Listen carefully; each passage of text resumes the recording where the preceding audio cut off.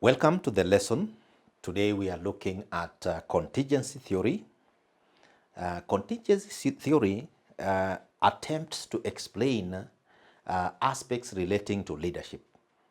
And wherever you are going to work or wherever you are working, you may find that you are called upon to provide leadership.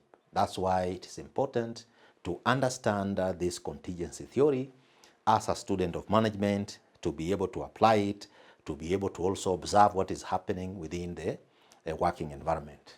So the contingency theory is an organizational theory that claims there is no best way.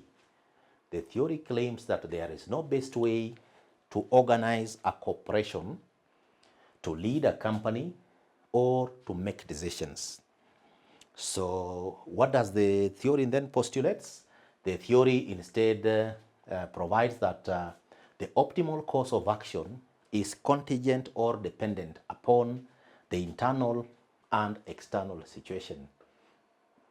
So the proponent of this particular contingency theory was Fred Fielder, who created the contingency theory in mid-1960s.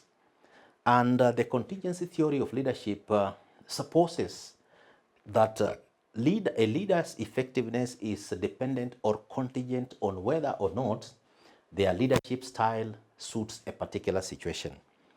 So this is very interesting, Lana, that according to Fred Fielder and those who support this theory, they argue that regardless of what your qualifications are as a person, the decision you are expected to make must be influenced by what is happening on the ground.